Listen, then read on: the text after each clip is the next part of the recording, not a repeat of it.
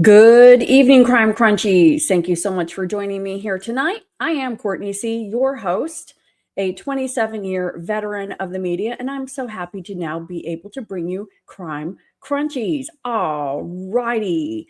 Guess what, guys? This whole ransom note thing, it's probably got us scratching our heads, but what if it's just not that hard? Okay? And let me just make this perfectly clear. Unfortunately, statistically speaking, this crime was committed by a family member of Nancy Guthrie. Statistically speaking, 84-year-old women are not removed from their homes by anyone other than someone in their direct innermost circle, statistically. Okay, Dr. Gary Bricato's talked about that. I have pulled up Chat GPT. We're going to look at some of those stats. We're also going to look at stats regarding, what happened with the objective changing direction mid-kidnap. Did people get regret? Did they change their mind? Did things change? It was like these aren't criminals, so it didn't take long for people to have a conscience. So, again, I was watching Chris Cuomo. He has a new podcast called Cuomo Crime Time. I was watching this about an hour ago, and he had people chiming in his chat about the family and A&T needing money. And he was just poo-pooing it all up and down, how irresponsible it is. Yeah, no one wants to hurt these people, Chris. I guarantee you, no one wants to hurt these people. They've already had something horrible. But statistically speaking, Mr. Cuomo, this was conducted by a family member. And so, I was very gentle about going to the family. It took me a long time. I really had to be convinced that they could be involved. But guess what? Until somebody is caught showing and proving that this is random, statistics, we've got to follow the statistics. It's logical thinking. So I'm going to share my screen. We're going to go into Chat GPT. We're going to spend some time there. We're going to look at some articles. This is your chance, while I'm getting my screen set up, to subscribe. This is the Cool Kids Club. No doubt in my mind, this is the Cool Kids Club. And YouTube gave me 5 free memberships that I gave away last night to some lucky winners. And I've got 5 more to give. I don't know. Somehow I ended up with 10. They told me every month they're going to give me 5 free memberships. I'm not waiting. I'm giving them out tonight. So stick around to the end. And hey, I just want to give everyone, I want to give a shout out before we get going. Crime After Dark HQ. If you did not join me last night, Crime After Dark HQ is Lisa. Lisa is, she has her own new channel, but Lisa let me interview her about her kidnapping that occurred when she was a child. A real kidnapping. So if you would please, if you didn't watch it, please go to my episode from last night. Lisa was very vulnerable and shared about her own horrendous situation. And, I think it showed us a lot about how kidnappings really do operate. And that has a lot to do with this. So thank you, Lisa, so much. I really appreciated you being vulnerable on my show. And again, if you have not watched it, please check out my episode from last night. I do interview Lisa, a real kidnapping victim. Okay, so here we are, you guys. We're at ChatGPT, my favorite friend, Chad. So I actually have a bunch more that we're going to go, but I really want to start out with statistics. All right. And I mean, this is just the bottom line. This is hard facts, folks. Hard facts. This is not emotional. Hard facts. Statistically speaking, who is the most likely culprit of kidnapping or eliminating an 84-year-old woman from her home? And Chad said, statistically, the broadest answer is someone Nancy knew rather than a random stranger. That does not necessarily mean a close relative. No, it doesn't. But we're going to look at statistics. This is logical. Known person can include a family member, intimate partner, caregiver, employee, neighbor, acquaintance, service provider, or someone who learned her routines through a connection. Across female murder cases in 2021, where the victim offender relationship was known, the Bureau of Justice Statistics reported 76% of female victims were killed by someone they knew. This is not emotional. This is not clickbait. This is not for clout, folks. 76% of female victims were killed by someone they know. About 16% were killed by a non-intimate family member. Those figures cover women of all ages and cannot be mechanically applied to one 84-year-old victim, but they established the correct statistical starting point. So guess what? If we took 84-year-olds, 80-year-old and up, I'm going to bet that it's probably, I think, wasn't it, and Lisa, you have a really good knack for remembering stats. Wasn't it like 94% of women over 84 that were kidnapped? It was a family. 92%, J-Dub. Yes. 92% of women, according to Dr. Gary Brucato, over the age of 80. So again, I'm taking all the emotion out and all the Chris Cuomo's on air that can say, come on, you guys sound like imbeciles. He literally, I think he called someone chatting an imbecile because they were stating that or accusing or suggesting, I should say, not accusing, because these are accusations. Okay, we're speculating, we're theorizing, we're talking about a story that is on the news. We're not making stuff up.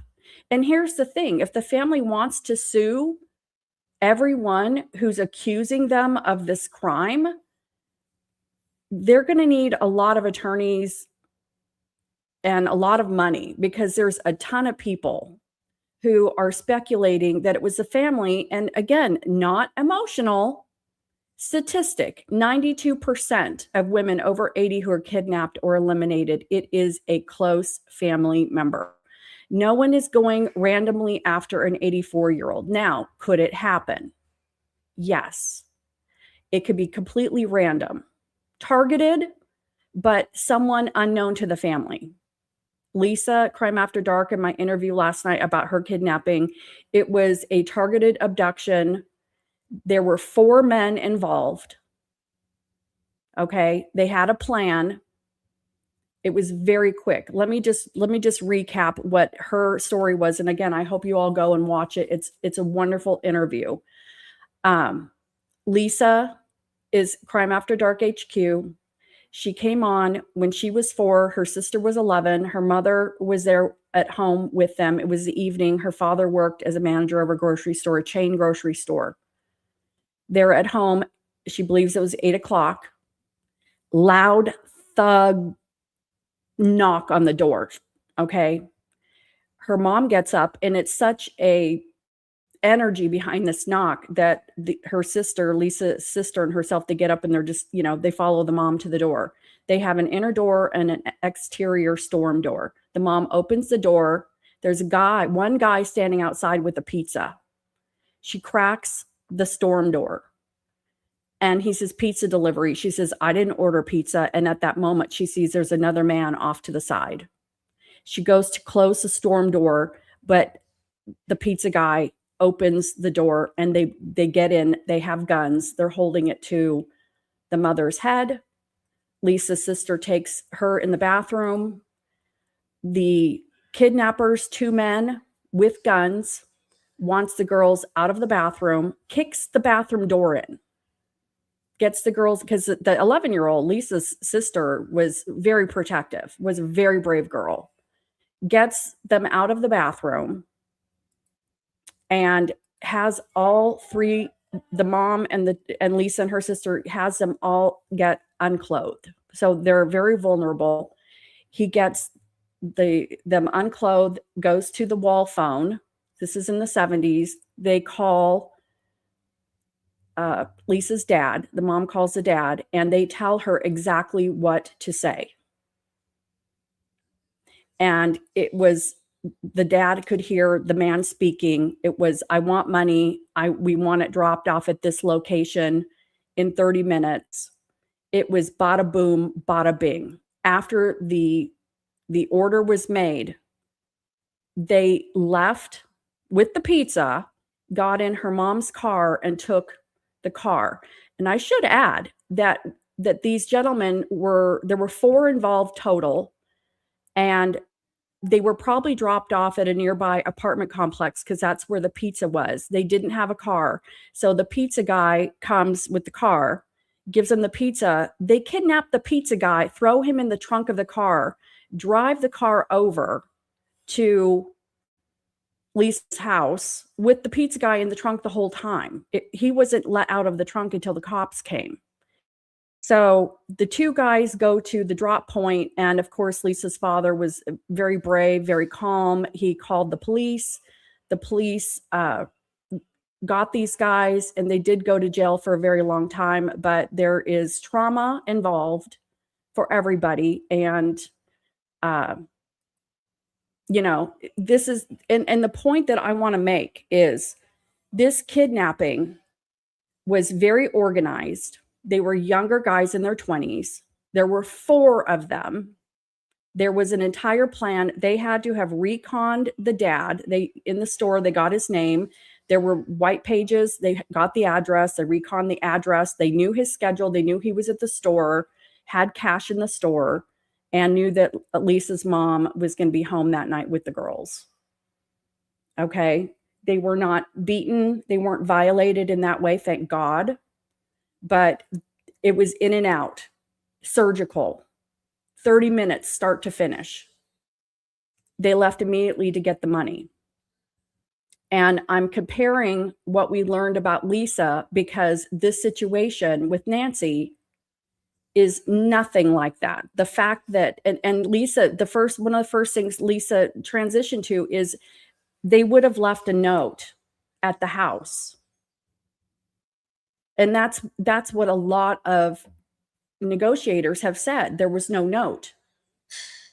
Okay, there was no note left at the scene. So when people go looking for Nancy, there's no note. It was days later, and the means with which, the notes went out were just very odd. Okay.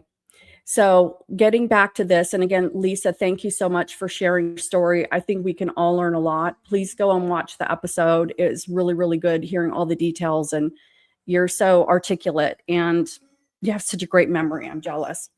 So again, not emotional, not accusing. I'm just saying 92% of women over the age of 80 who are kidnapped or eliminated, it's going to be someone who knows them. No one, and until a random person is arrested, guess what? Statistically, that's what we have to go on. Statistically, logically, that is what has happened here until proven otherwise. Okay. And everybody is innocent but I'm saying statistically. All right. So we're going to go into the most likely broad categories: a known male with personal access or inside knowledge. So this is going to be the most likely candidate of somebody taking Nancy.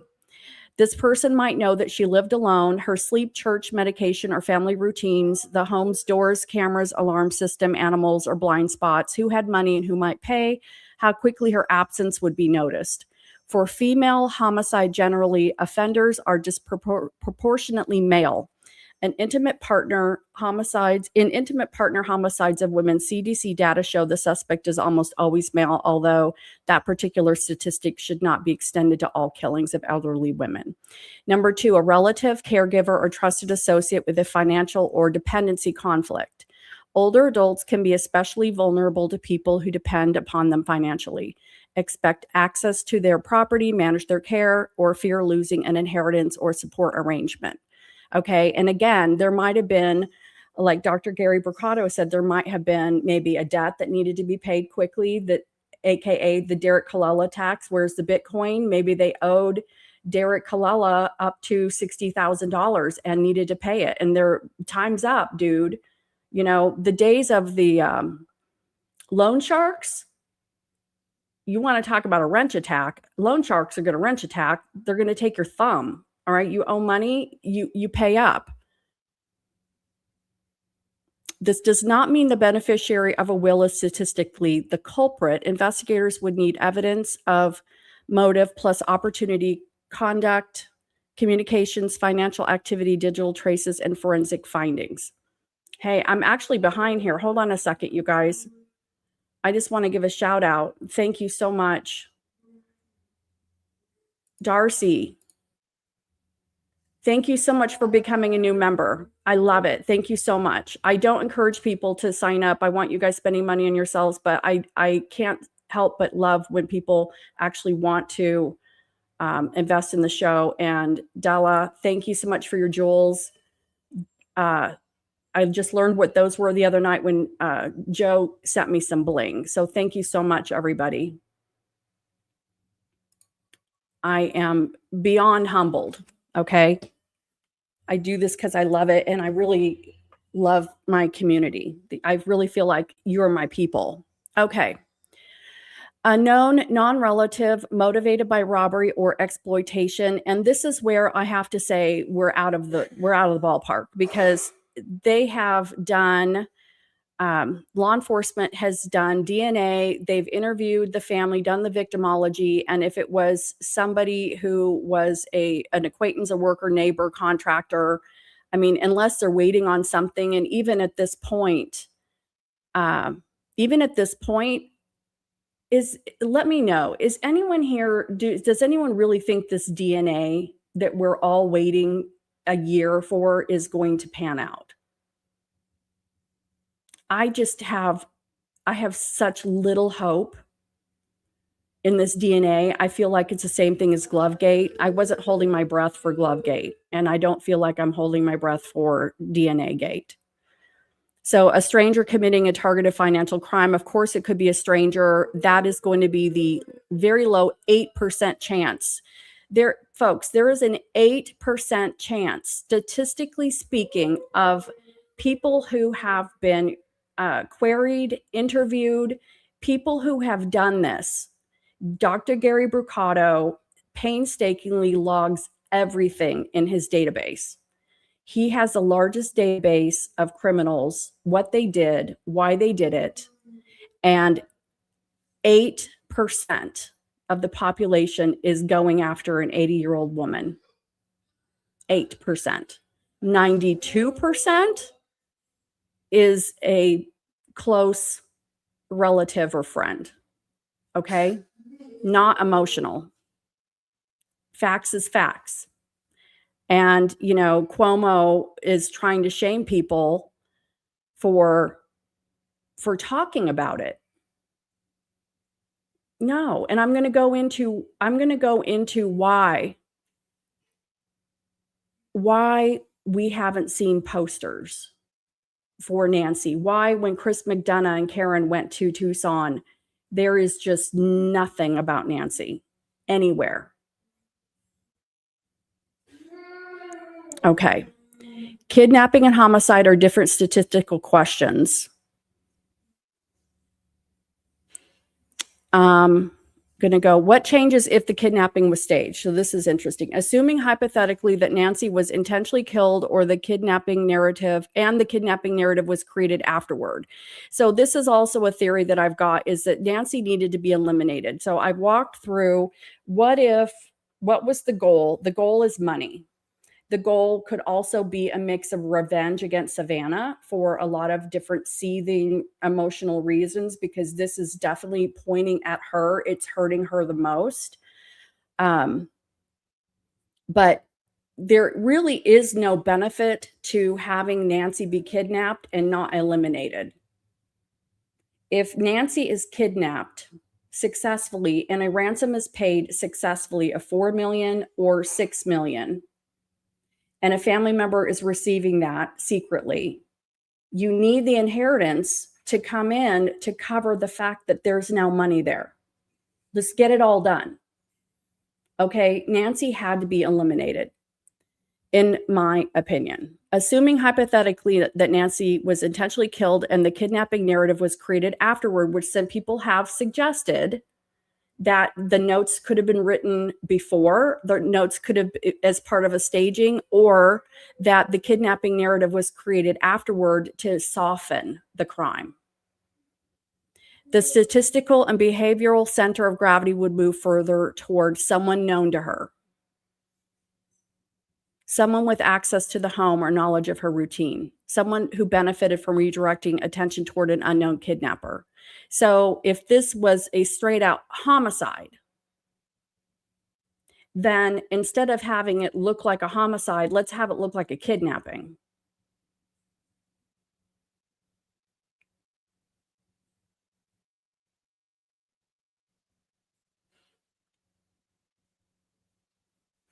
Okay. A ransom note can create an imaginary offender category. It tells investigators, look for a financially motivated outsider. Exactly. Look over here, redirect, look over here. And even having Porch Guy come in there's been some people who have commented that having Porch Guy purposely be seen on a camera that they knew where the camera was, it's almost like a performance. Like, here's this guy. It's not us. It's this guy. It's not us. It's someone else. It's Porch Guy. My evidence neutral ranking, without using undisclosed evidence and without identifying any actual person, I would rank the broad possibility this way: known male offender with access, knowledge, or a personal financial motive. And the personal motive would be just, taking care of her, and the freedom and the fact that everyone in the family does not have to take care of her. They all have money and are living high on the hog. And while I'm here doling the pills out and taking her to all the doctor appointments, because, women with heart conditions like that, I mean, imagine how many doctor appointments she probably had to be taken to. And yeah, maybe she was driving, but maybe her driving days were going to be done. We don't know. And here's the thing, if her driving days were almost done to the point where they put her in an Uber, she was, I guess, going to drive to the church thing because it's daytime. But if her driving days were numbered, that's a whole other thing, guys. A whole other level of care. Targeted outsider who researched the victim or family. So the strongest general conclusion is not the family did it, is narrower and more defensible.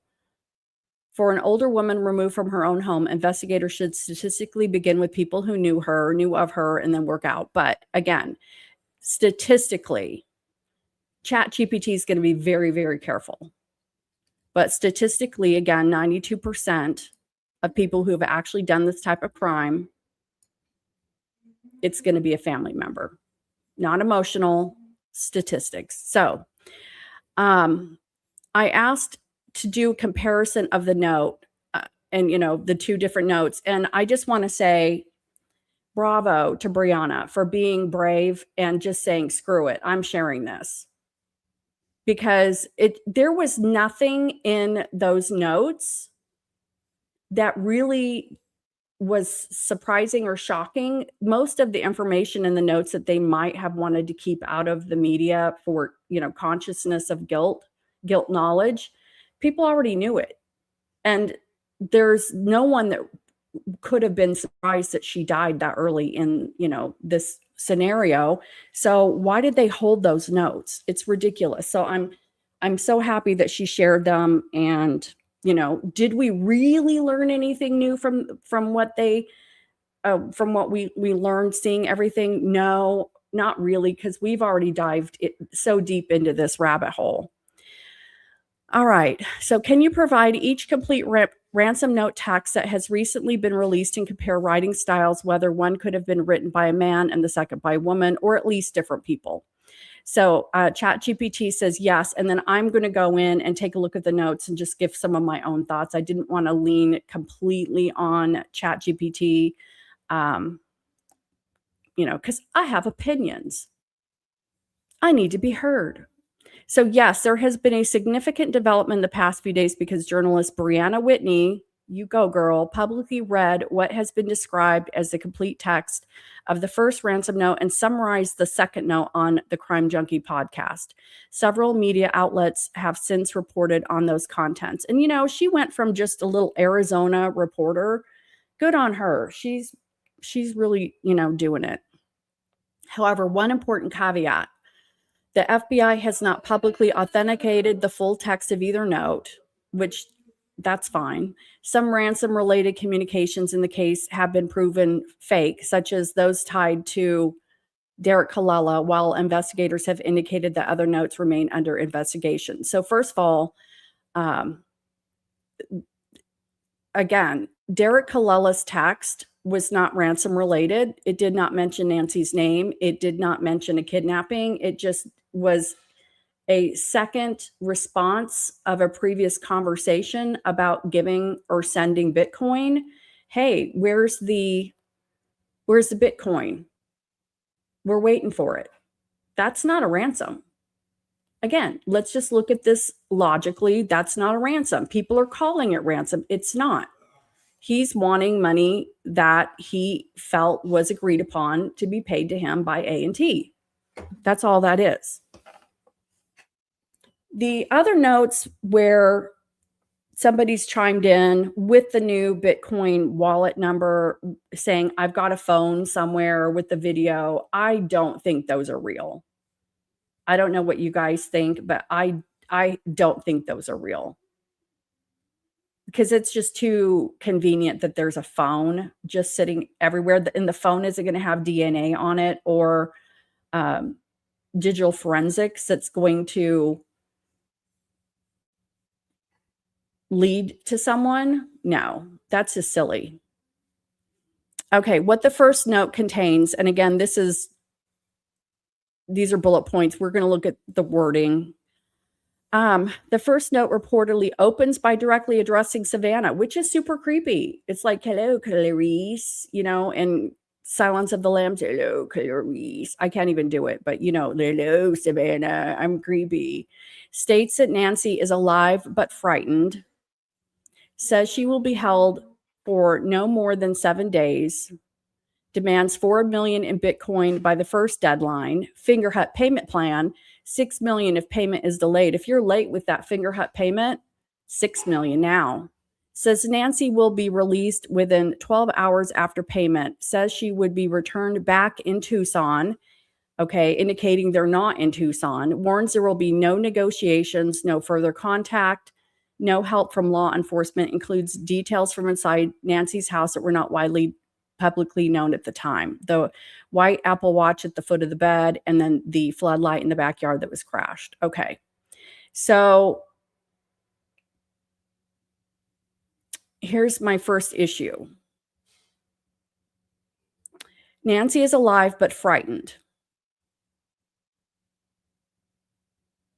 Why are they even giving that? Why are they even giving them information? Well, I guess the alive is, but there's blood on the front porch. So I don't know. I'm going to continue because I'm not so sure why they're going to say Nancy is alive but frightened. There's no, if they're going to talk about her condition, they're not saying Nancy is alive, injured, but frightened. I don't know if they're going to give that much detail. And again, could these notes have been written before, but there may have been a delay sending them? I don't know. I'm going to continue, and my brain will put this together. What the second note contains, according to reports, the second note changes dramatically. Yes, and you're right, Lisa, this is not a ransom demand. It's really an apology letter. Rather than demanding additional money, it reportedly claims Nancy died shortly after the kidnapping, attributes her death to medical complications, says it was not intentional, says she was buried in nature, expresses a degree of regret, no longer focuses on obtaining ransom money. So this is where we see the objective changes. Claims Nancy died shortly after the kidnapping. So in this first note, she's alive but frightened. Doesn't mention an injury. attributes her death to medical complications, which is basically her heart. These are supposedly punk thugs. How are they going to know it's her heart? Medical complications is a long word. Medical complications. I mean, that's 7 syllables. Again, these are words used by above average intelligence. Medical complications is not something that a gang member is going to say, "Oh, excuse me, is this your Grey Poupon? She had medical complications," and they said it was her heart. How do they know it was her heart? And why would it be her heart if she's bleeding everywhere and was injured? How do they know it wasn't from her injury? I mean, that just seems really convenient that they're talking about her heart. Says it was not intentional. Yeah, it was. And can I tell you why? They said if you don't pay, she's going to be killed. So they stated they were more than happy to kill her if they didn't get the money. So yeah, it was intentional. How can you say it's not intentional if you say in the first letter, she will be killed? This doesn't show it. Says she's buried in nature. And yeah, she perished. They use the word perished. And yes, some people say that it could be a translation or ChatGPT, a second language. But again, there's nothing hard in this note. Expresses a degree of regret. Why? Why are you now sorry? You said you were going to kill her. And you even gave 2 deadlines. She will be held for no more than 7 days. No longer focuses on obtaining ransom money. And, this is a very obvious thing. Why send a note stating she's dead when you could still get your $4 to $6 million? Why tell people that she's dead? If this is an unemotional, random kidnapping, not family, they just want money. I can tell you right now, if Lisa was on here, who I interviewed last night about her kidnapping, these people did not hurt her sister, her mother. The kidnappers made them all get naked, which leaves them in a very vulnerable state. And that's very violating, but they were not physically injured or violated. Okay. But it was all about money. It was all about money. They went directly to get money. Or her dog. Yeah, she couldn't find her dog. Yes, which would be very sad. Yes, her dog was hiding under the bed and she thought the dog ran off. And that's very hard for a little kid in that situation. Luckily, the dog was okay. Didn't hurt the doggy. So why, and I can tell you right now that in the 30 minutes those guys were there in her house, there was no break in them focusing on getting that money. There was no time. They weren't sitting around going through the fridge sending, notes. No, it was a phone call. They told her mom what to say. You need to get this money. You have this long. Deliver the money here. So why now is the kidnapper going from, we will kill her,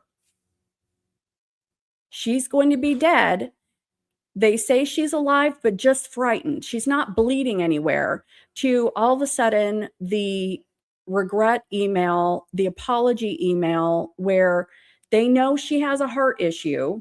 Maybe they were watching TV, and because, law enforcement did say she had, medically necessary medicine for her heart. Maybe they knew that, but I mean, they're diagnosing her.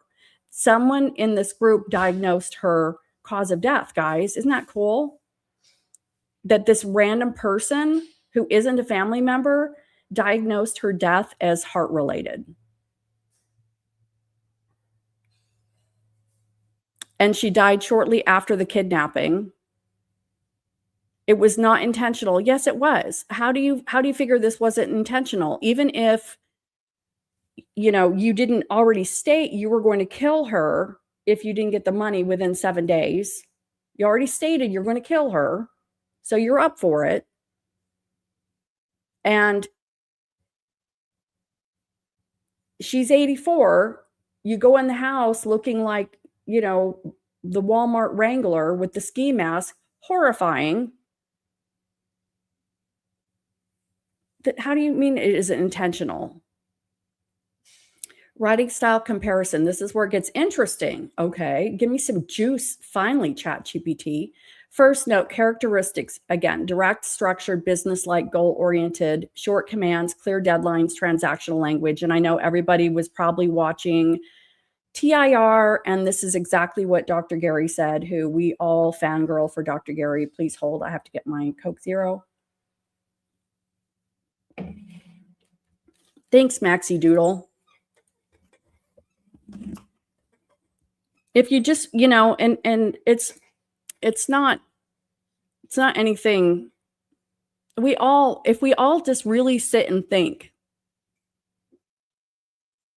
about this, of course it's intentional. They were going to kill her, but no one random is going to do this. So, all right, moving on now. If you have not subscribed, please subscribe and hit the like button and the notification bell. I only do lives and I do long form, usually an hour 15. So we hang out. All right. Direct, structure, business-like, examples of style, not quoting directly. So do X, no negotiations, law enforcement cannot help. That's right. This is it. Give me my money. The only weird thing in there is the fact that they were given 2 deadlines. The overall impression is someone trying to sound organized, authoritative, emotionally detached. This is fairly typical of extortion writing, or it could be somebody who is intelligent enough to try to sound like a kidnapper. Isn't this what a kidnapper should sound like? Maybe this is what, it'd sound like from watching TV. I think we've all seen enough shows that we could probably put this together just in our own little imagination. So what the second note contains, according to reports, the second note changes dramatically. Rather than demanding additional money. Oh, wait a minute. I reread that. Apologies. Here we go. I found my place. The second note, reported wording is noticeably different. Instead of threats, it reportedly uses language suggesting explanation, justification, regret, softer wording. Rather than focusing on payment, it attempts to explain why Nancy supposedly died. Words like perished, buried in nature are much more literary than killed, body, and grave. And so I want to point out that if this person in note 2 is using a translation device, none of those flowy words were used in note 1. And the word killed was used. Okay, and everything in note 1 makes sense and isn't artistic or flowy. And now all of a sudden, people are thinking that note 2 just randomly has a translation issue or second language issue. I have a problem with that. So let's talk through somebody who's doing this, where the objective changes. And actually, I pulled that up.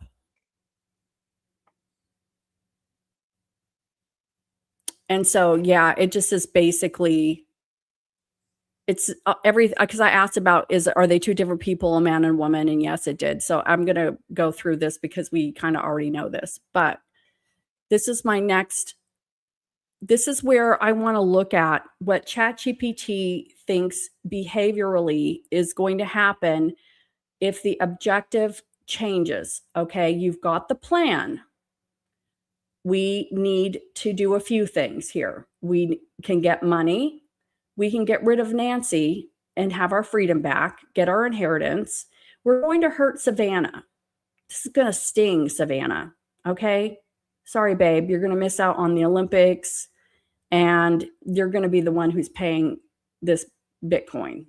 Sorry, babe. So that's the plan.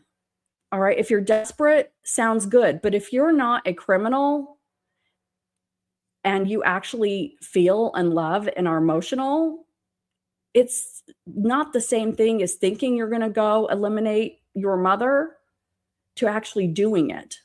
And the regret is real, folks. The regret is real. So what happens if the objective changes? Because the first note, let's say the first note is written by a male personality. It's a male flavor.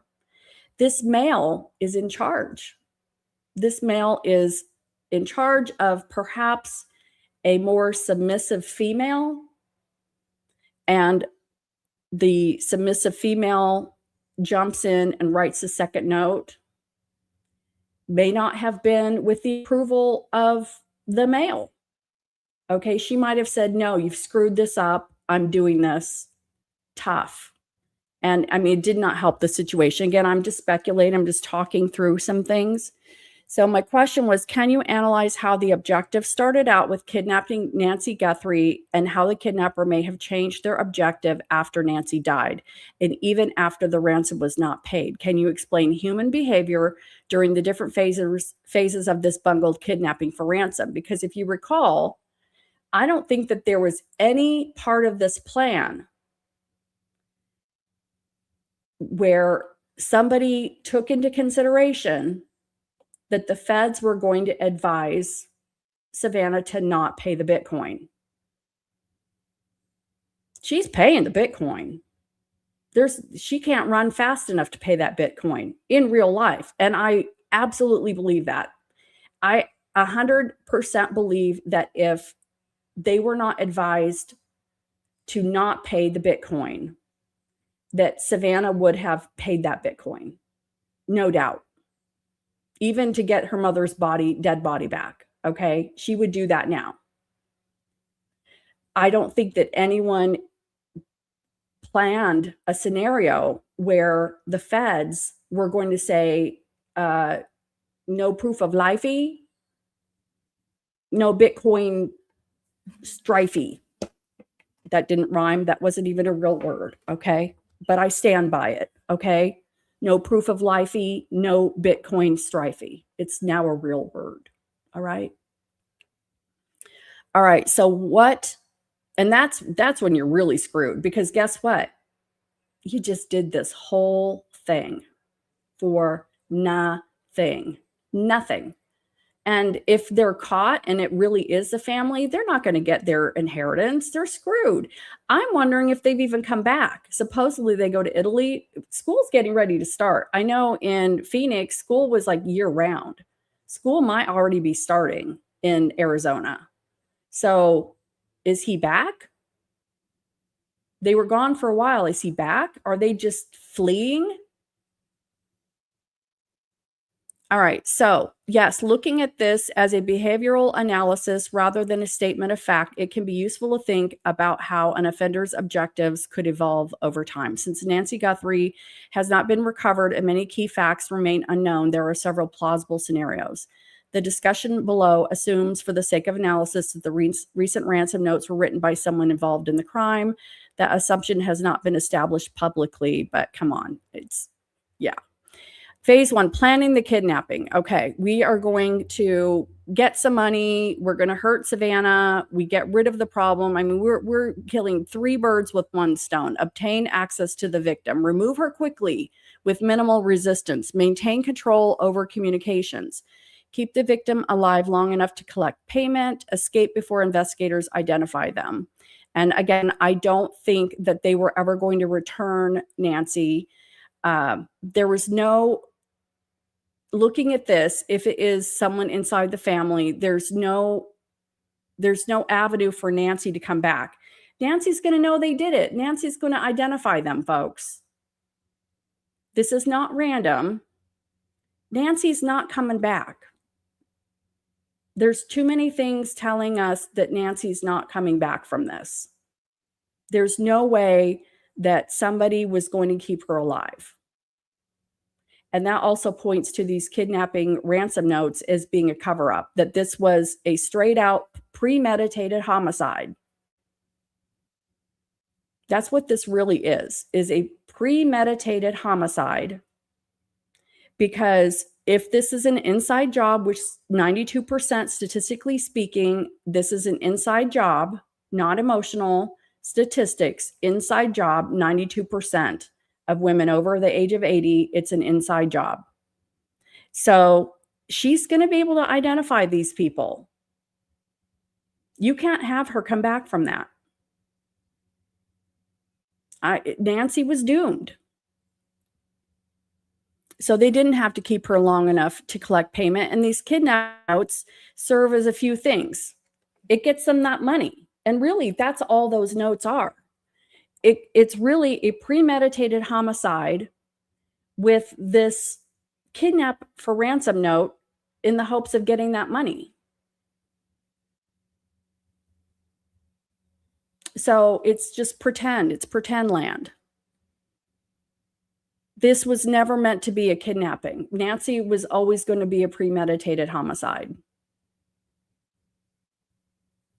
Nancy is a premeditated homicide. I don't know. I want someone to convince me that that's not.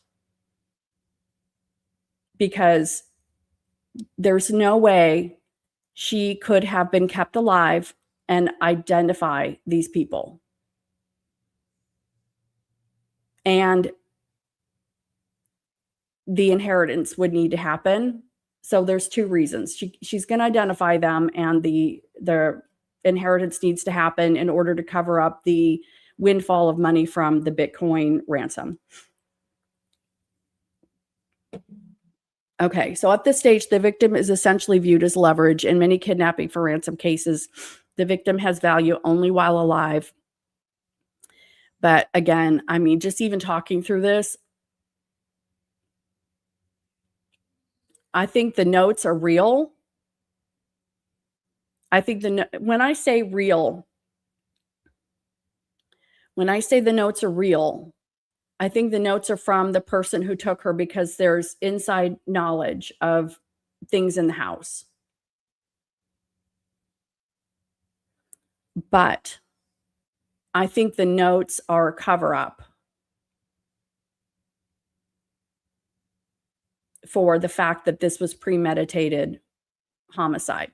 So this is a great question, Supra. 100%. But was she eliminated at A&T's or at her house? So I believe, and I actually did an episode looking at this, whether she even came back. And I believe that there's enough evidence to show that she did come back. And that's only based on what we believe we know. Okay, so there's a huge asterisk caveat there. They would easily know that she didn't come back with her, her cell phone. They would easily have been able to see that Tommaso pulled her up. And I guess you're looking for any motive. So what's the motive? Money, revenge, retaliation against Savannah. There's so many things. There's 3 motives here that I see. All right. Money. They no longer have to care for her because, again, if you've ever had to caregive a parent, it's an effort of love, but it's hard. Okay. And 84, if she was doing good, that's the best. When she died, that was the best physical condition she was ever going to be in for the rest of her days. Was right there, and she was barely able to walk to the mailbox. Okay, at 84, whatever condition you're in that day when she disappeared was the best condition she was going to be in for the rest of her life. Okay? And then the third motive is if there had been any type of resentment from either of A&T about the fact that Savannah is America's sweetheart, but she's not the one cleaning the bedding, doing the laundry, putting the groceries away. She's not doing the dirty work. And everyone fawns over Savannah. Savannah's got lots of money. Savannah's going to Italy.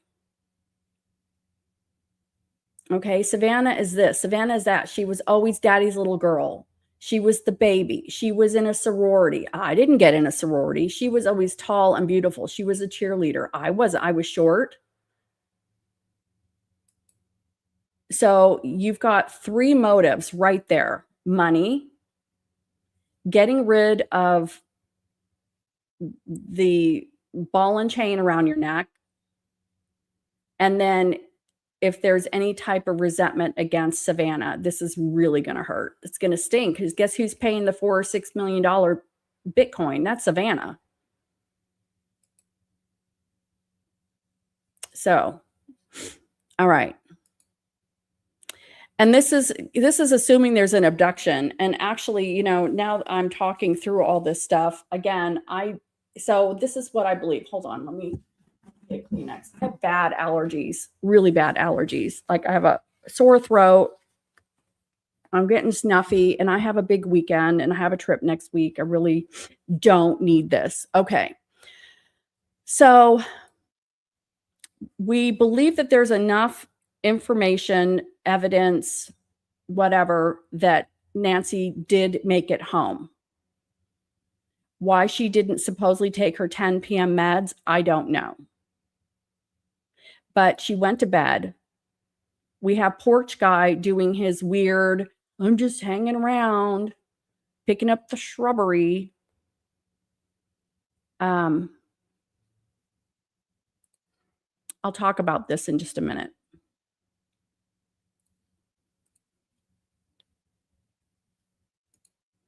So again, this is planned. We just need Porch Guy to get her in the car. Maybe Porch Guy was even supposed to take that crotch pistol and knock her over the head. But he was going to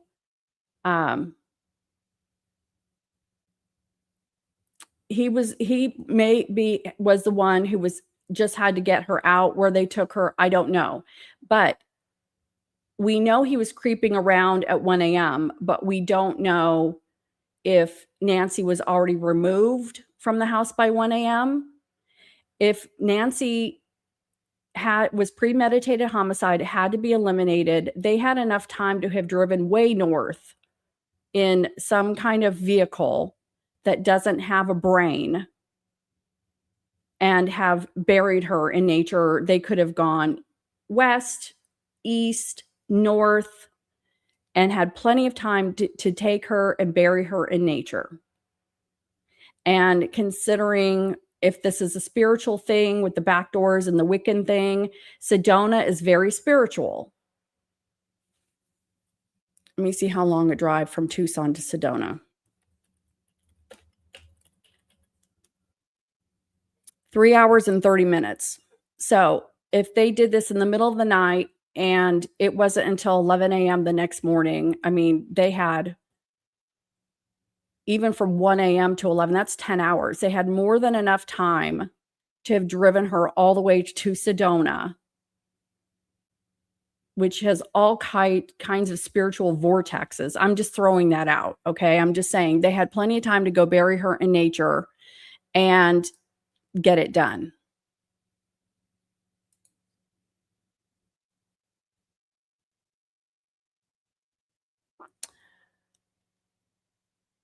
So if this is a premeditated homicide, they've got these fake kidnapping notes. We now have I'm sorry. They know, how do we know that note number 2 wasn't sent after, because they're all in the house. Okay, let's talk about this. This is not a usual family scenario. If you've got a crime like this, all the players are in one house. Everybody's at Annie's house. Annie, Tommaso, Cameron, Savannah, they're all at Annie's house. All the cops are there interviewing everybody. By the time the second note is sent, let's see, what date was the second note sent? And I've got this somewhere else, but I've forgotten. So we get the first note. Okay, the first note was February 4th. Okay, February 4th was the first note. So between February 4th and February 6th, there are probably negotiators talking to the family about how to respond to the first letter. And Savannah, okay, what dates did Savannah do Instagram videos talking to the kidnapper? And I do think that this is very important, okay? We need to identify, when did Savannah stop talking to the kidnapper? Because she's not talking to the kidnapper anymore. She's asking people if you know something. Okay, so February 7th, we received your message, we will pay. Okay, I'm connecting something in my head. February 4th, the first public appeal, because this is when the first note, okay? She is doing a first public appeal. The negotiators are in the house. They're telling them what to say. She's on the bench with Annie and Cameron, one on each side of her. Annie does her weird mommy, and I'm not making fun of it. If that's really how they talk, that's fine. It's just she used a moment to do her poetry, which I just didn't feel like was really important. I felt that was more self-serving. I don't know how anybody else felt about that, but it was her moment to do her poetry, which to me is more about her rather than sending a message to her mother. Why would she use that February 4th? Why would Annie use her chance to talk to her mother, to tell her mother to hang on? We love you so much, Mom. We are looking for you. That's what Savannah said. We are looking for you everywhere. No, instead, Annie takes this opportunity to do some poetry stuff. And in my opinion, Annie taking that moment to do poetry is self-serving. That was about Annie. Annie doing her poetry stuff in the first video is Annie serving herself. Okay. So February 4th, the negotiators are in the house telling them what to say, approving what they're saying, but they're filming. Okay. So between February 4th and February 6th, when the second note comes, Annie and Tommaso are in the house listening to the negotiators. Savannah is saying, I will pay. I'm ready to pay. How do I pay? I want my mom. I'm ready to pay. Here's my wallet. Here's my credit card. I'm on the phone with my freaking financial advisor and my husband. Dude, I need this money. We're paying. If I do it by Friday, it's 4 million. We're doing it. We'll move money. We'll do whatever. We'll sell shit, whatever. Okay. She's ready to pay. I'm paying. February 4th, February 5th, I'm paying. FBI is in there in front of Annie and Tommaso saying, whoa, whoa, whoa, whoa, whoa, whoa, whoa. Savannah, you can't pay. We don't know if she's alive. Okay. And that was one of the things I asked for on the 4th before they even got, you need proof of life. You asked for proof of life. Let's give this guy some time. Let's see if we get proof of life. There's no proof of life. February 6th comes. They're told February 6th that she's dead.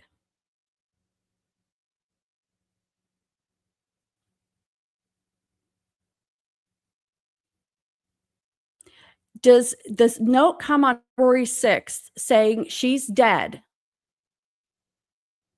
Is that a result of A&T being in the house, hearing FBI saying, you're not paying this without proof of life? No ifs, ands, ors, or buts. Is that what changes the ransom notes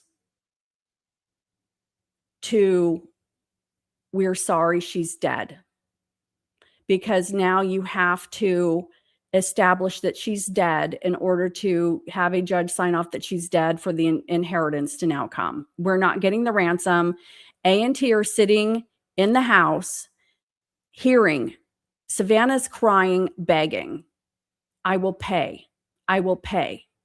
Everyone's hearing the FBI saying, you're not paying without proof of life. And guess what? There cannot be proof of life because Nancy's dead. It was premeditated homicide. So the February 6th note could feel disjointed and written by someone else because they're all in the same freaking house. Someone had to have gone and sent that note in on the 6th without anyone noticing.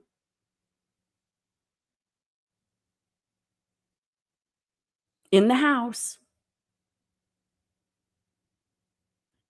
May not have been able to be T because maybe T was being watched because, again, he was prime suspect number 1.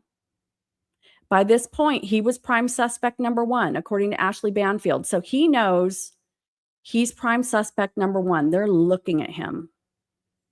He can't send the second note on the 6th. She can send the second note on the 6th, and now they realize there's no ransom to come. So what we need to do is we now need to establish she's dead. We're not going to even ask for the ransom. That's gone. And the reason why the second note doesn't ask for ransom is because the writer of the second note already knows the ransom's not going to be paid. If the person who wrote the ransom note was not in the home, the ransom charade continues. Think about it.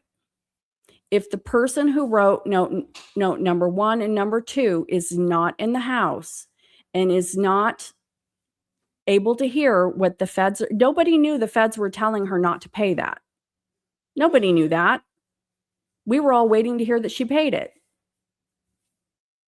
Even after asking on the 4th for proof of life, we're thinking, oh, she'll pay it. But A&T are in the house. They hear the Fed saying, you're not paying this. You cannot pay this. Because it encourages others to do this. And what you're doing is you're kicking the can and you're creating more victims down the road. And nobody wants that. They're almost sacrificing their loved one in order to prevent this from happening widespread. That's what that is. But I now believe the note on February 6th was sent by someone different because they were going to be wanting tea. They had inside knowledge. They had to do something. They did not ask for the ransom. If the ransom writer was not in the home and did not know what conversations were taking place, that second note, I guarantee you, would have been asking for that money. And they'd already said there's going to be no more communications. So I feel like at this point, February 6th second ransom note is a direct response to the feds being in the house. Now I'm going to skip forward. February 7th, and this is going to be important. February 7th is the last time Savannah speaks to the kidnapper. She doesn't do another message until February 24th when she announces the reward.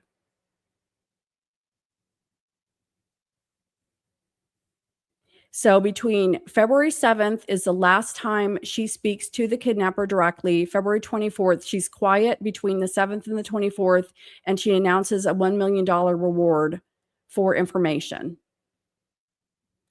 Why does Savannah stop talking to the kidnapper?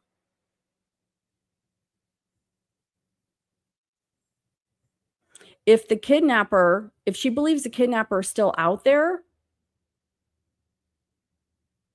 even if her mother is dead, why has she stopped talking to the kidnapper? Could she send a message out and say, I understand my mother's gone. If you tell me where my mother's body is, I will give you money?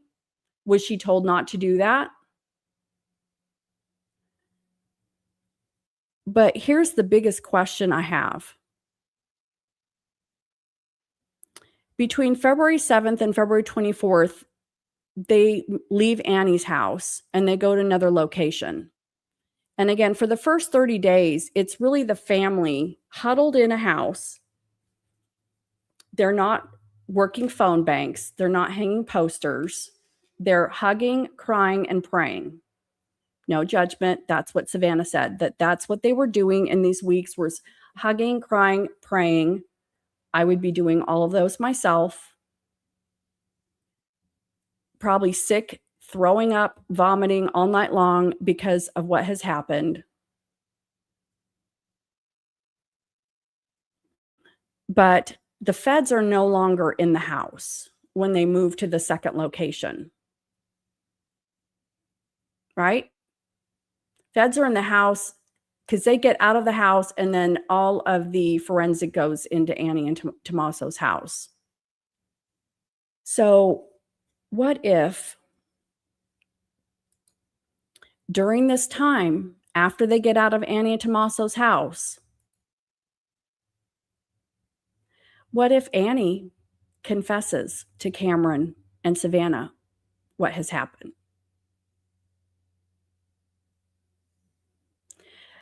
What motive does Savannah and Cameron have to covering this all up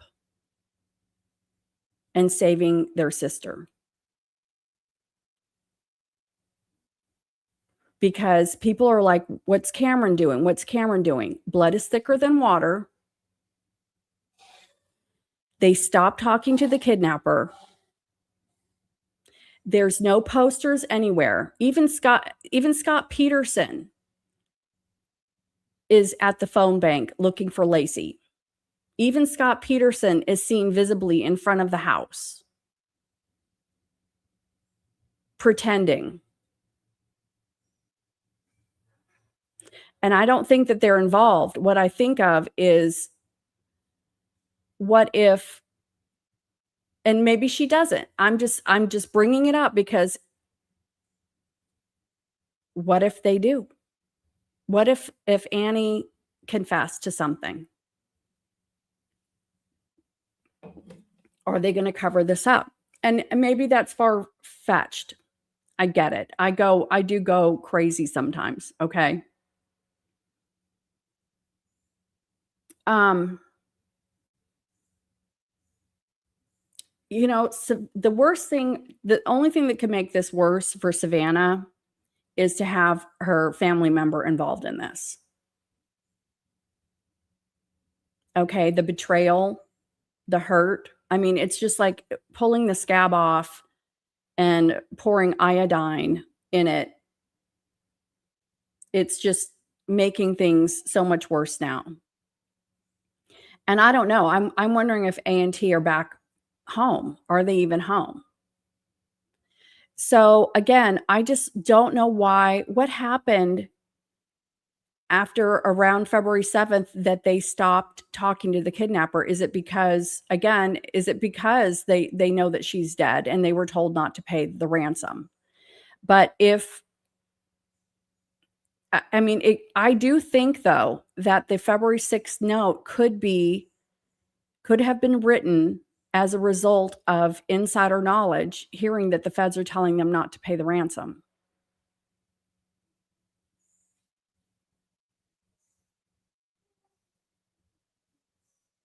I'm looking at the chat.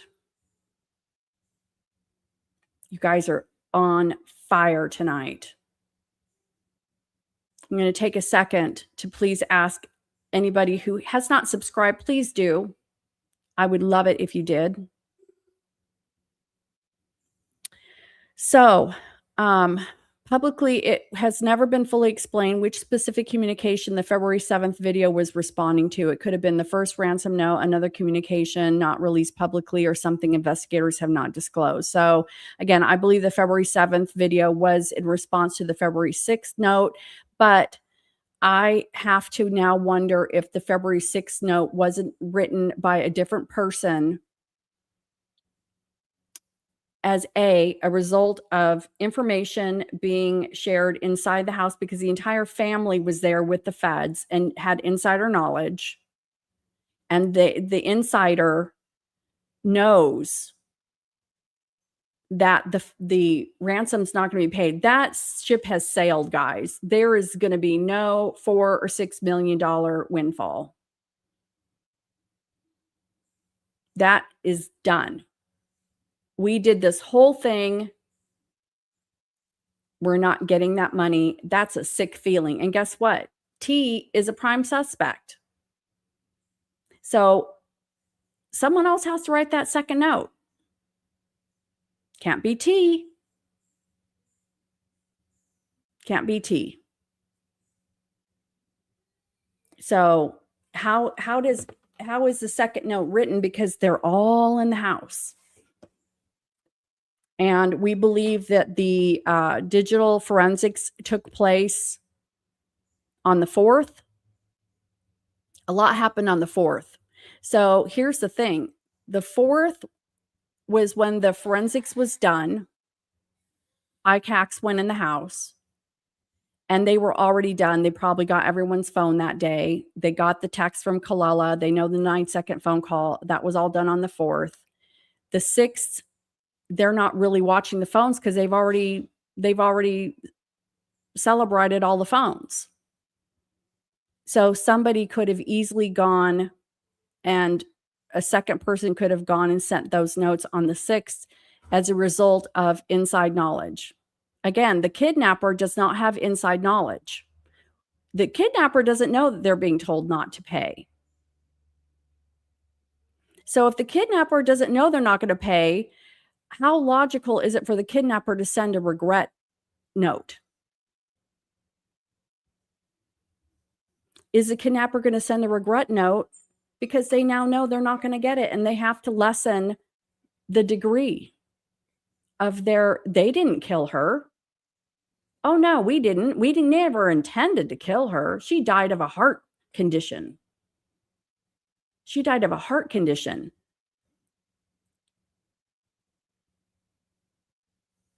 Okay? We didn't kill her. She died of a heart condition. She had medical complications. She's buried in nature. She perished. So February 6th is a result of now knowing with insider knowledge that the ransom is not going to be paid. It cannot be paid. Nancy was never going to be brought back, but they were going to have the money. So it didn't matter. Nancy didn't have to be brought back because they were going to have the money. You can't trace Bitcoin, right? Insider knowledge. Not paying the ransom. We're effed. We are effed. Because this is not a kidnapping. It never was. It was premeditated homicide. So guess what? T's being watched. Big time. I got to go write this note. And I'm very self-serving. Again, remember when I had that first camera on me, I didn't just say, Mom, I love you. You need to be strong. We're going to get you. No, I used it for my weird, creepy poetry. Very self-serving. My weird, creepy poetry. So I have to write the February 6th note. And now I have to distance. Whoa, whoa, whoa, whoa, whoa. Guess what, guys? We did not intend. Like party foul, major party foul. Oops, she died of a heart condition, guys. We've diagnosed it. It's a heart condition. She was alive and just fine before. She was alive. She was a little scared. Okay. She was a little scared before, but it's a heart. Her heart gave out, guys. We did not intend for this to happen. We are very sorry. There's nothing you could have done to save her. So just get that out of your head and everyone just move on. Nothing to see here. So how in the world does the Chris Cuomo's of the world not think that this is insider knowledge? And that February 6th note is written by another person because the first writer can't do it. Too many eyeballs. And how do we know, since he's a prime suspect, how do we know that they're not going to go, scan his devices again? He can't do it. She's got to do it.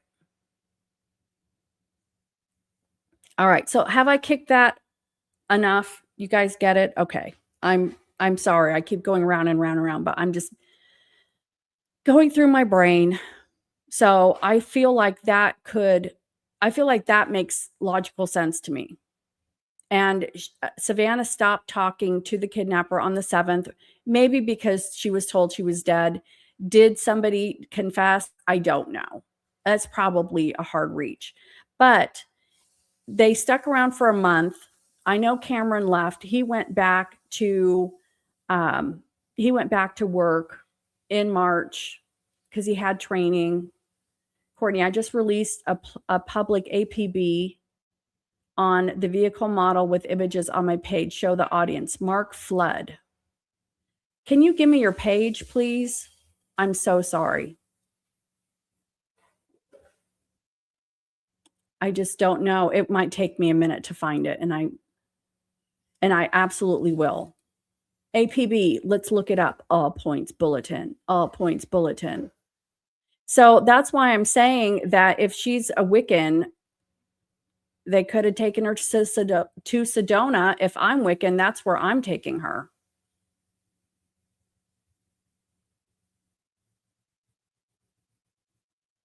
All right. So Cameron, again, he is a captain with American Airlines, and I've got some information on things that he said. He went back to work first. He had training that he had to do, simulator training, because he was moving up to a bigger airplane, and he made it. He didn't talk about her a lot. The things that he talked about, the very few things that we got information on what Cameron was saying, is that he hated the weekends because it was too painful to go home. He actually was grateful that he was back, and I'm paraphrasing here, but he was grateful to be back at work because it keeps your mind off of the pain. And he said weekends were hell, going home and just sitting with your thought. He talked about the fact that it was super sucky. He had to go get his mother's car when we all know that she dropped him off, and then he came out and drove off really fast in the mother's car. He talked about getting the car.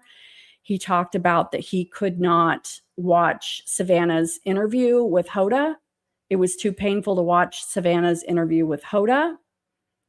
And the only thing that, it's not like he was saying what was happening behind the scenes, but he just said it was 100% Savannah. So is he covering up the fact that maybe he knew his sister was involved, and if he's going to say anything? I just think he would have not said anything. So, I mean, even though I was surmising or speculating that maybe Annie had, oh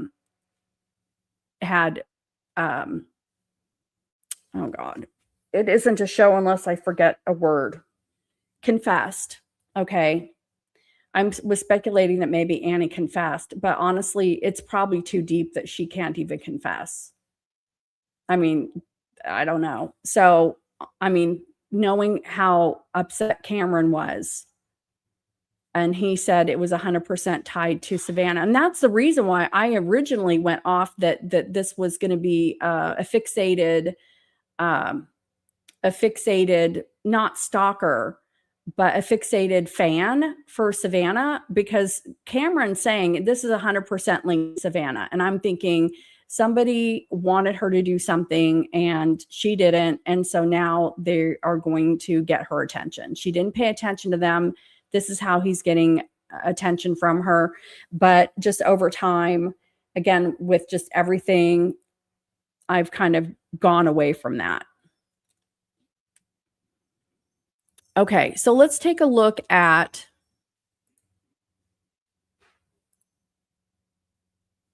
let's see.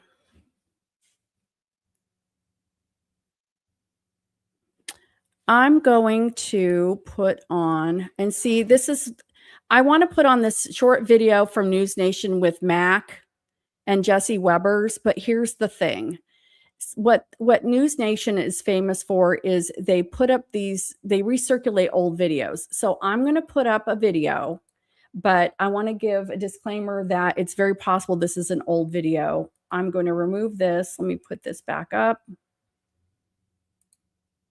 I'm going to put up this video and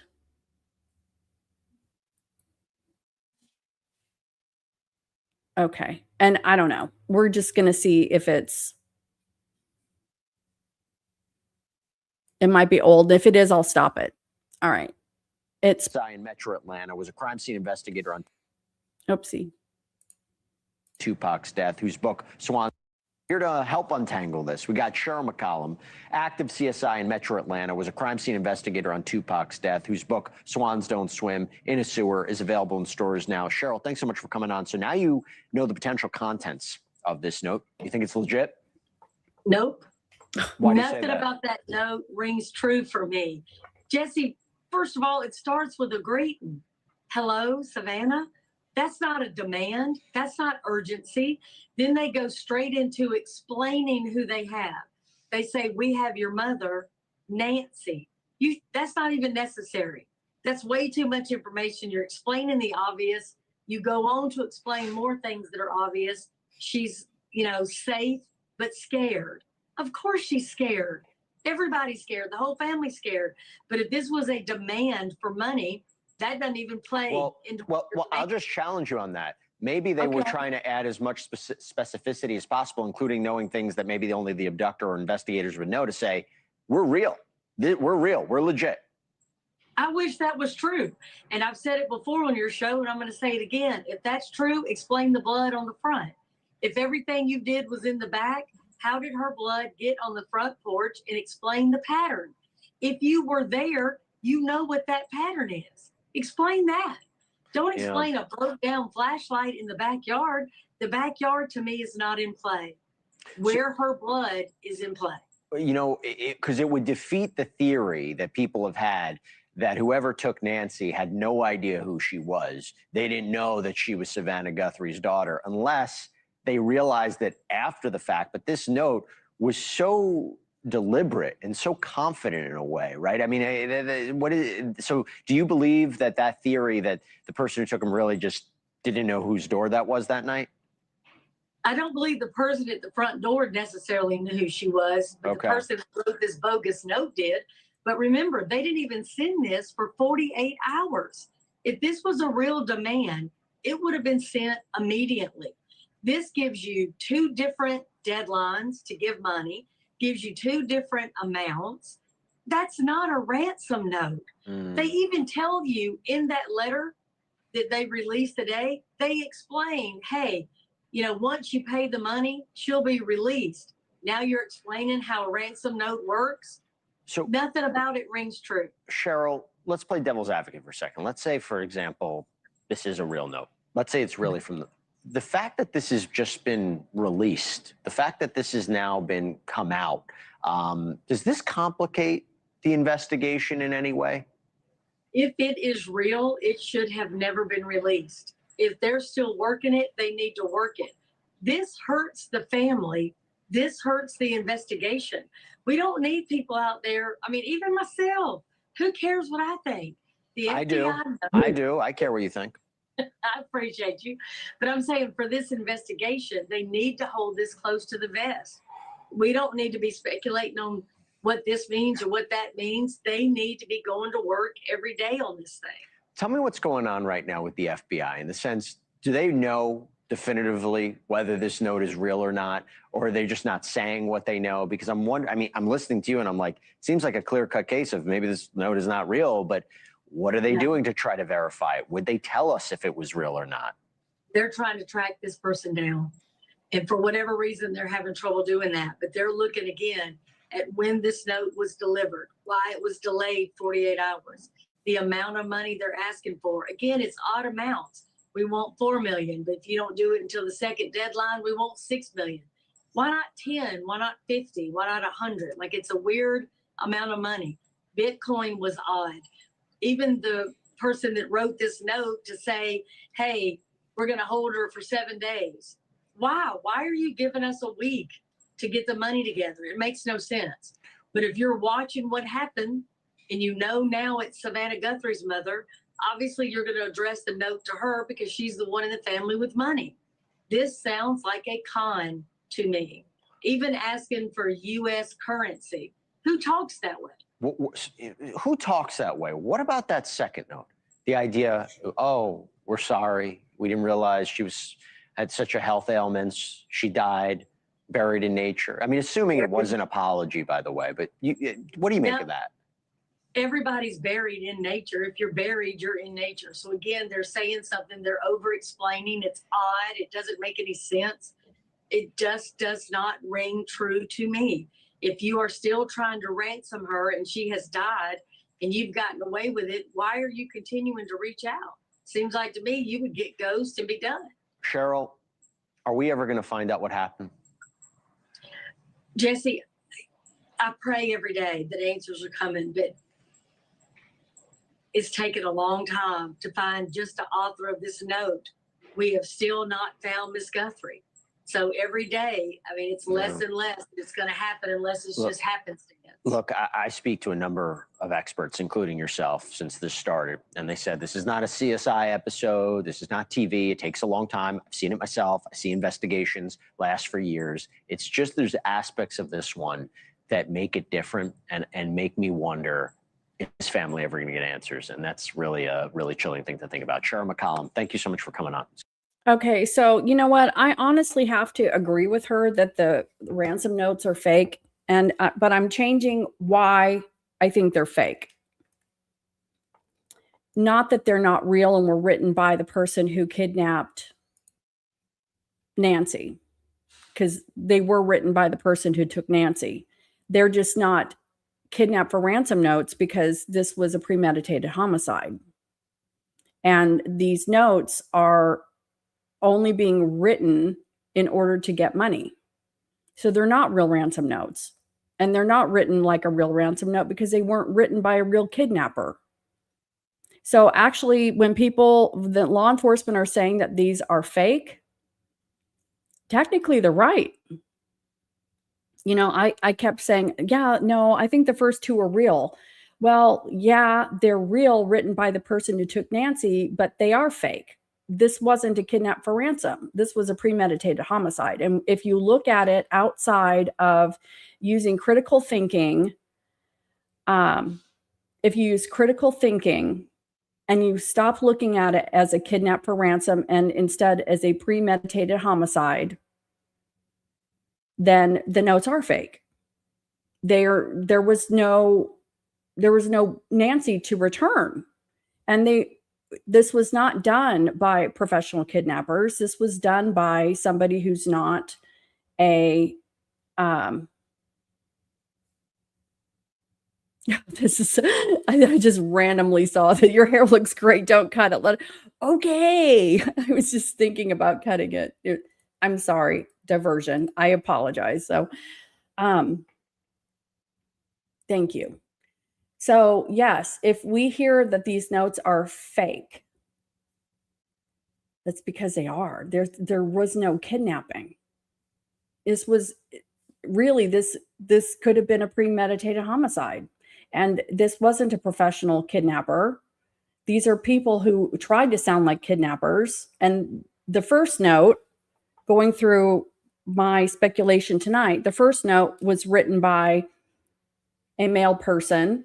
The second note was written as a result of insider knowledge, seeing inside the house that there was that the feds were saying, don't pay the ransom. The ransom is not going to happen.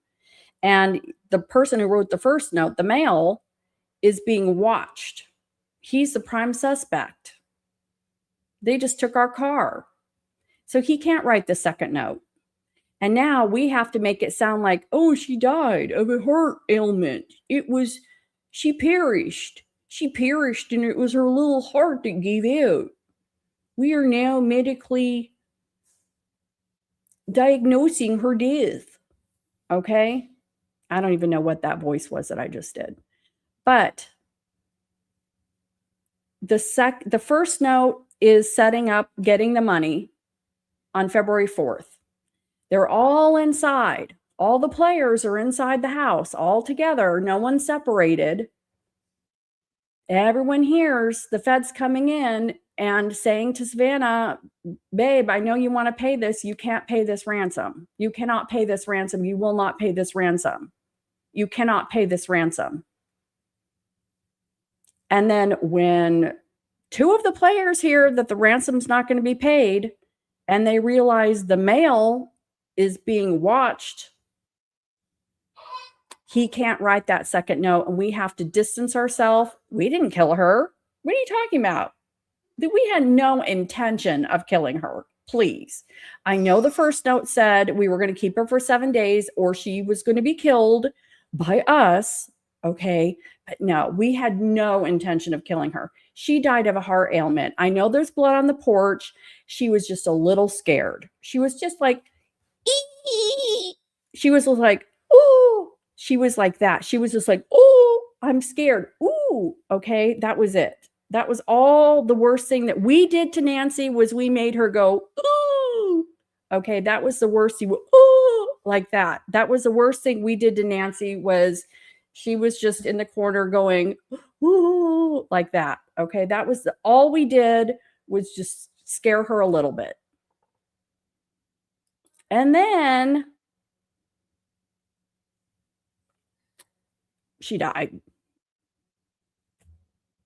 She just died. She just went, she just keeled over. We didn't touch her.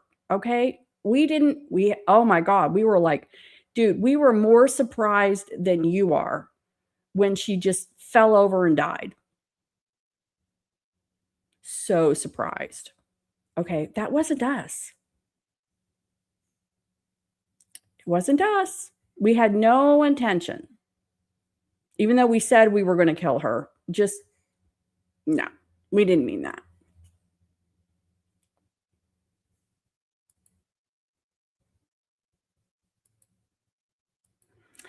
And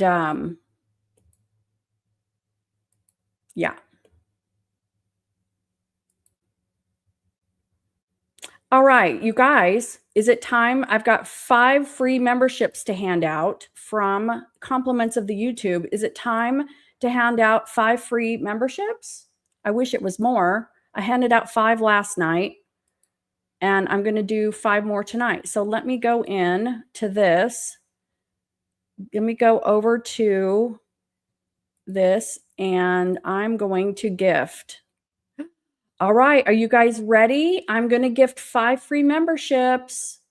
It doesn't necessarily have to be someone who's in the chat. It's just, I think someone just watching. So here we go. Who's going to get them? Jody Woo. Oh, yeah. Soaring Energy. Lazy Days. 2012 White Tiger. Jody Woo. Skylar. Woohoo. I'm sorry if you didn't get them. I'm so sorry.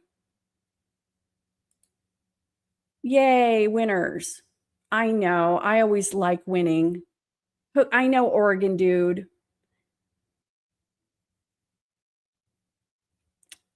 I'm so excited. Let me see if I were to gift some. I could gift some. Let's see.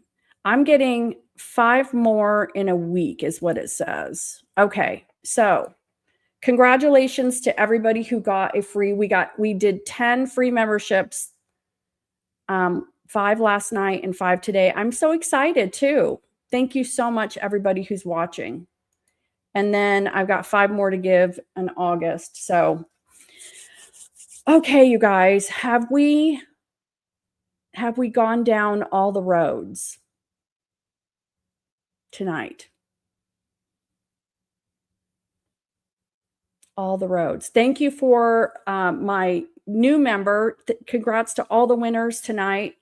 Thank you for the jewels that I got tonight as well. Oh, and I do have, I don't want anybody's money, but it's just really just kind of fun for me because I don't know. I guess I like doing stuff. So I did put together some new designs. I have a store. I've got a sale going on for the first month launching. I've got Crime Crunchies, Crunch Time. I've got Zosha, the crime fighting kitty. I've got Zosha. She's meow mystery solved. And I've got Fandabby Dozy, Toodaloo. I like to say Toodaloo. I've got Fandabby Dozy. Not Fandabby Dozy. Catch You on the Flip Side is what I have. So I've got a sale going on this month. So, you know, I'm sure no one needs another freaking t-shirt, but they have some small things too. Anyway, I was really happy without, and I'll probably do some weird designs too. I like being creative. So anyway, I just wanted to mention it. So there you go. Shameless plug. Yes, congrats to all the winners. I'm so excited.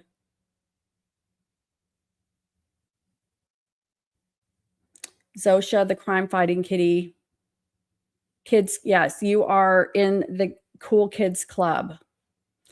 All right, so please subscribe. I would love it if you subscribe. Hit the like button, hit the bell. I go live. I have a thing tomorrow night. I'm actually going to a musical tomorrow night. I don't know what I'm going to do tomorrow. Sunday, I might be able to do something, but then during the week, I'm going to be in another location. I won't be in my Crime Crunchy lair. I probably will go live regardless, so I'll be around. But thank you. Yeah, so if you wanted to gift memberships, if you go into memberships, if you hit the dollar button and you go down to membership gifting, you can buy memberships. And then what it does is it will randomly assign memberships to people who have accepted it. So you can gift memberships. Thank you, Fancy Nance, for the jewels. Love it. All right. I think I have hit the end of the road. Thank you so much for hanging out with me tonight, you guys. I appreciate everyone. I will be back with you very, very soon. So turn that notification, whatever the word is, notification bell on. And other than that, I hope you all have a wonderful Friday night. I will catch you on the flip side. Toodaloo. Deuces.